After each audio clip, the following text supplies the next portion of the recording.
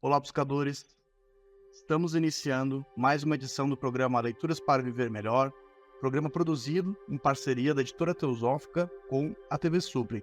TV Suprem, que é o canal de comunicação da União Planetária, canal 2 da NET em Brasília.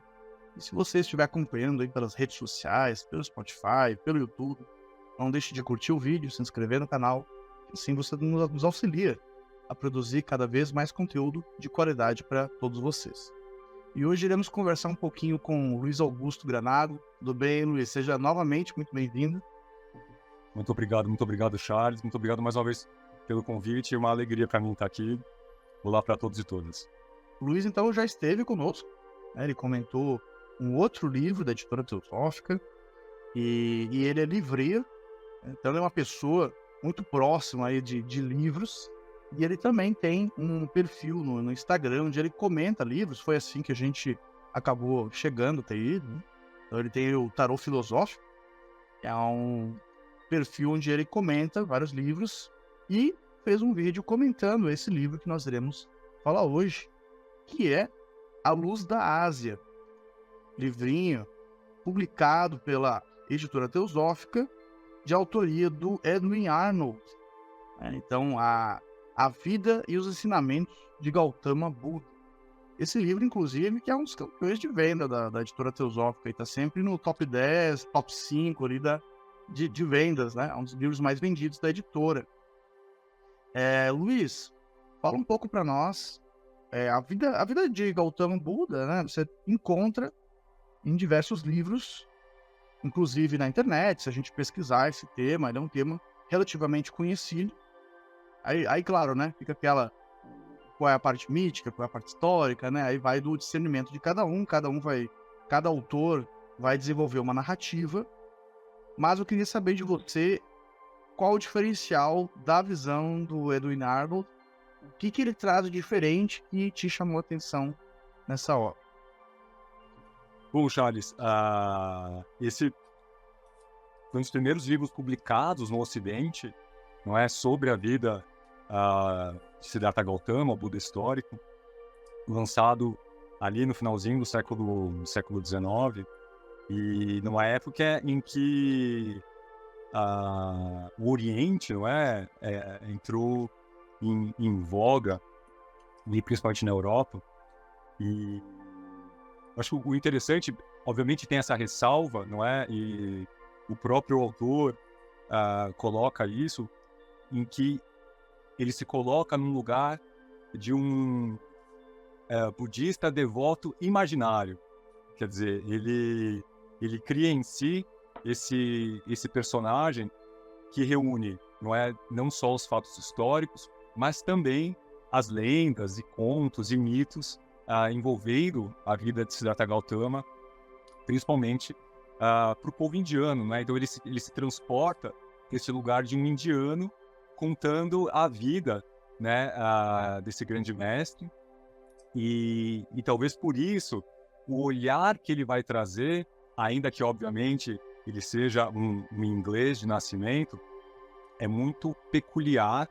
A própria forma em que o livro é escrito, ele é escrito totalmente num estilo poético, não é? São versos, uma narrativa extremamente descritiva, cheia de cores e perfumes e informações visuais, muito interessante, assim, e obviamente ele tenta colocar isso como um espectador indiano.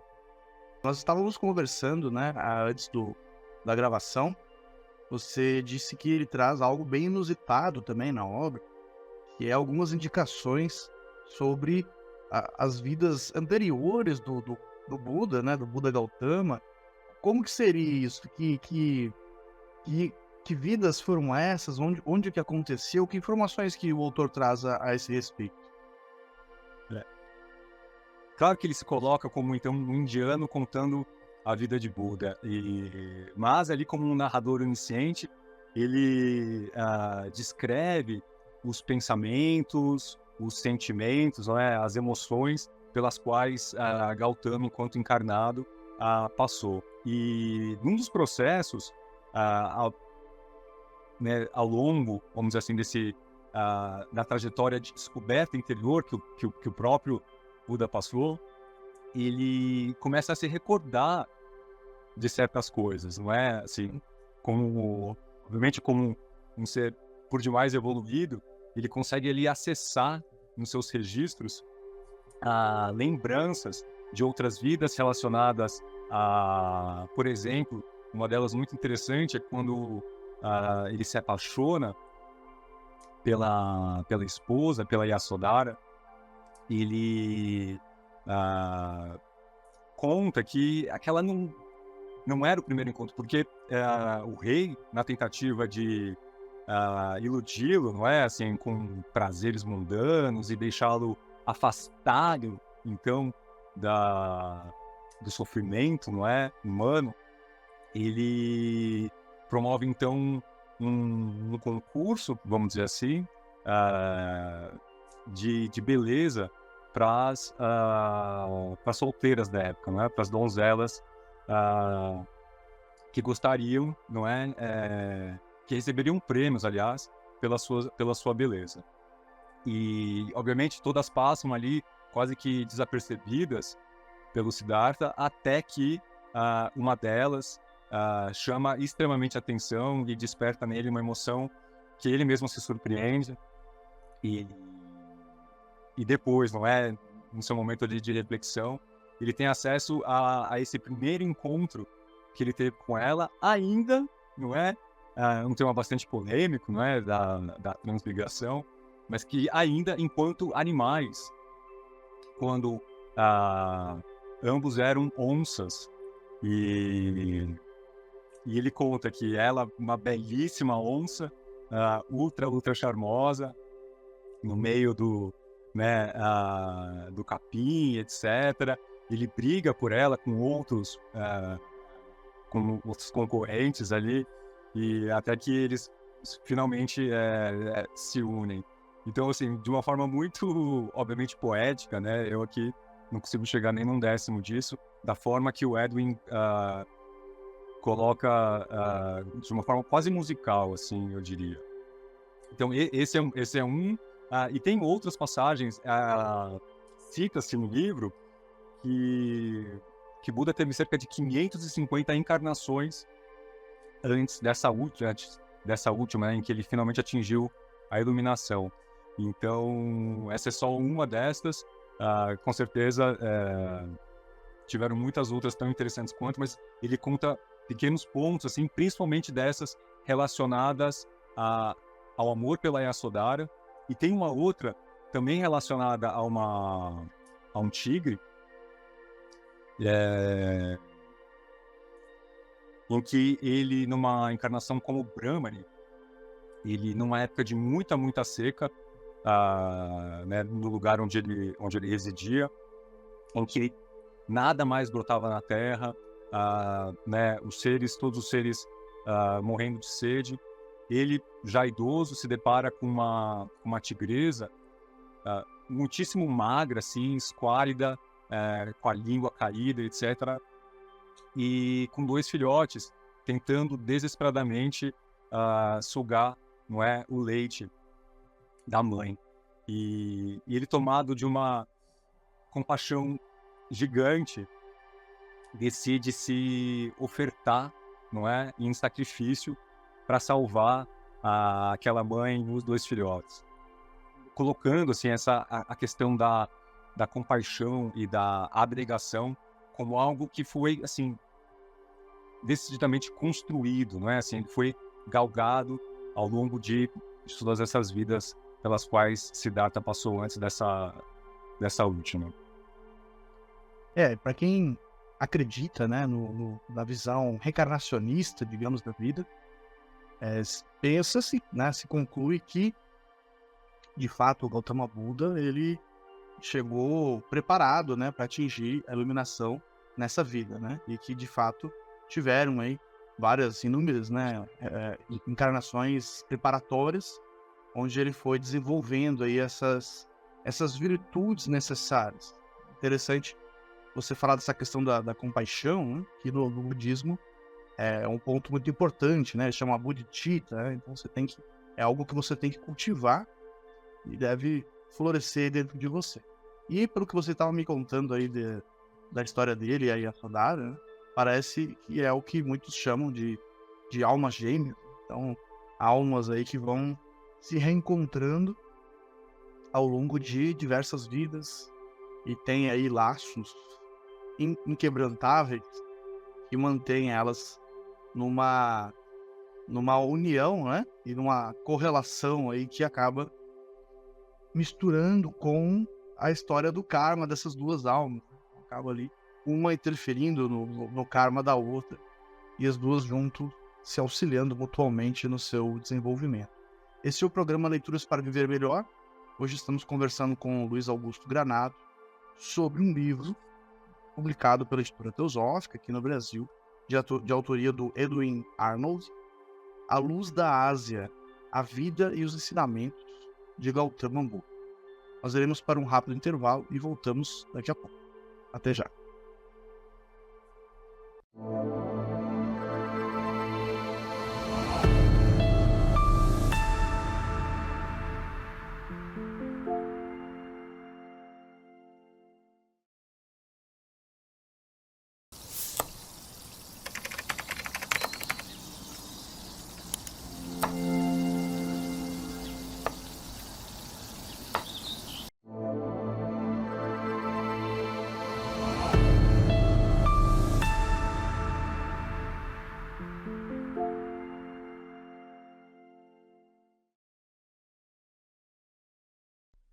Estamos de volta com o programa Leituras para Viver Melhor, hoje conversando com Luiz Augusto Granato sobre um livro publicado pela Editora Teosófica, A Luz da Ásia, a Vida e os Ensinamentos de Gautama Buda, de autoria do Edwin Arnold. Luiz, existe uma escolha narrativa nesse livro, né? O autor apresenta uma visão talvez um pouco inusitada, que surpreenda muitos leitores ocidentais, principalmente, e ele traz aspectos mais humanizados do Gautama Buda. Então, até dilemas e questões psicológicas ali que ele provavelmente deve ter passado, né, ali durante a sua vida e diante do grande desafio que foi sua missão na Terra. Fala um pouquinho para nós sua percepção sobre essa escolha narrativa do autor e como que isso te impactou, né? Então, isso causa uma identificação maior ou isso aproxima demais? Como que é a sua visão sobre? Eu acredito que certamente aproxime, não é? Logo quando, né, Buda já adulto, né, Siddhartha Gautama já adulto, ele olha para tudo aquilo, né? Ele vive dentro de um palácio, né? São vários palácios, e jardins e comidas e perfumes, etc. Muito bem descrito, como eu falei anteriormente. Mas ele sente que falta alguma coisa, não é? E ele ouve essas vozes do vento chamando ele para a realização de algo que ele não sabe o que é, mas ele sente esse vazio interior, não é? Quase como que né? Porque o desconforto ele é necessário para que a gente possa se movimentar. Então ele sente esse desconforto, né? Convocando ele para a realização de algo que ele também não sabe ainda, mas que vai tateando aos poucos, assim, principalmente relacionado à compaixão, como você falou muito bem anteriormente. E ele começa né, o grande dilema, né, o primeiro grande dilema é justamente a separação da amada Yasodhara, então grávida, né, do seu filho, mas que ele precisa, então, se afastar daquela vida palaciana para entender melhor, para buscar, vamos dizer assim, as respostas que ele tanto procura para o sofrimento humano, que ele tinha tido pequenos flashes, assim, nas raras vezes em que foi permitido que ele saísse, né, do palácio, e que, ainda que o rei tivesse tentado esconder ao máximo todas as mazelas humanas, dizem que as dançarinas, não é, do palácio, assim, se tivesse um fio de cabelo branco, já nem podia aparecer, assim. Então, até isso, o rei era considerado uma traição, um fio branco de cabelo. Mas Buda conseguiu, não é, acabou, não é, presenciando algumas situações de sofrimento humano, como a velhice, a doença, a morte, nessas saídas furtivas do palácio. E então ele se afasta, não é, da vida palaciana e vai buscar refúgio primeiro numa caverna e depois tão envolvido ali com o seu processo meditativo que ele também acaba meio que deixando de comer. Isso convivendo com os ascetas ali, que inclusive no livro o Edwin descreve um pouco a radicalidade desse ascetismo praticado ali na periferia da cidade, e de uma forma quase assustadora, assim, a negação total, né, do corpo físico enquanto um prisioneiro, um limitador, um quase enganador, não é, do espírito para as coisas, né, verdadeiras. E até nisso, né, então Buda se aproxima, não é, vamos dizer assim, desses nossos dilemas e também dos nossos equívocos, não é, assim, quando ele também acaba deixando um pouco, não é, o seu corpo físico e vai se enfraquecendo, até que quase desfalecido, ele é socorrido por um camponês que passava, e logo depois tem uma passagem bastante famosa do grupo, não é, de dançarinas e músicos que passam ao longe, né, num barco no rio, em que eles cantam, em que elas cantam sobre a afinação das cordas da cítara, não é? Que se a corda estiver muito puxada, ela vai arrebentar, mas se ela estiver frouxa, também não vai ter som nenhum. E nisso, né, Siddhartha tem um insight de eu estou indo longe demais, não é? Assim, exagerei. Agora que eu mais preciso do meu corpo para realizar, não é? Então, a minha missão, meu propósito, enquanto salvador do mundo, ele está fraco. E aí ele desperta e consegue encontrar, então, o famoso caminho do meio, não é? Assim, nem tanto ascetismo, nem tanta sensualidade, né, no sentido dos nossos sentidos, mas um equilíbrio entre os dois, entendendo que o nosso corpo físico é um veículo necessário, não é, para a realização do que viemos aqui fazer. Eu até queria aproveitar e ler um pequeno trecho. Ele diz o seguinte, não é, sobre a nossa vivência aqui enquanto encarnados, não é? Transformai vossas fraquezas em escadas douradas e elevai-vos, por meio desta convivência diária com fantasias, para verdades mais adoráveis. Quer dizer, ele também acaba trazendo para a gente que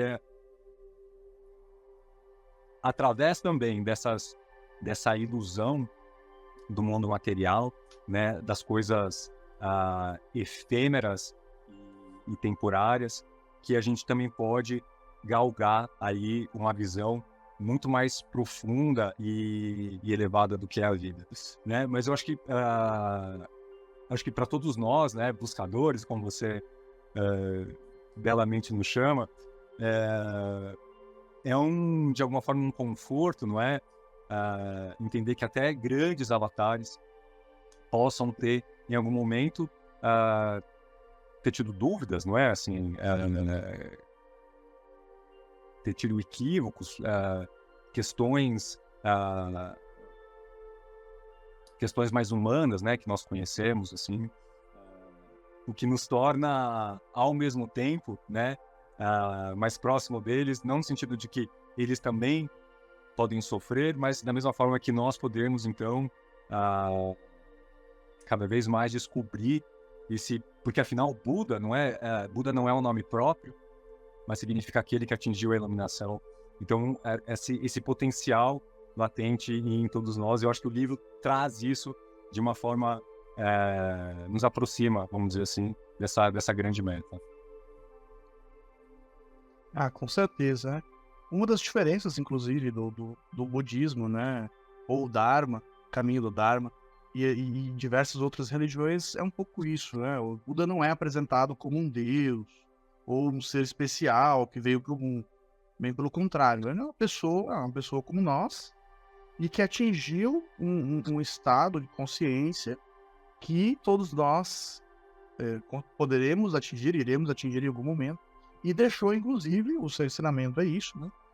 Deixou, inclusive, o ensinamento de como realizar isso, que é dar, como que a gente deve fazer. Você estava comentando sobre a importância, né, a percepção dele da importância do corpo físico para o que ele tinha que realizar. Eu lembrei que na literatura teosófica há a indicação, inclusive, de que para muitas tarefas e missões nesse mundo, muitas vezes, quando a pessoa passa de uma determinada idade, né, que já não tem mais vigor, disposição, dizem, né, que os mestres, eles deixam para uma próxima, né? Assim, já não vai conseguir suportar, né, o que precisa, né? Você precisa ali ter uma estrutura para poder realizar. Claro, depende do tipo de tarefa, né? Mas dependendo, já fica para a próxima. Essa já não dá mais. Luiz, nosso tempo está chegando no final. Queria que você deixasse a sua impressão final sobre a leitura e destacasse aí o que você considerou aí de mais transformador no livro do Edwin Lark. Perfeito. Puxa, como passa rápido.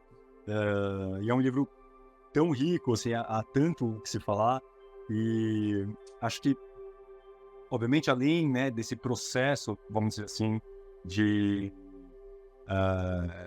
encontro, né, com a verdade pelo qual a Siddhartha Gautama passou, mais para o final do livro,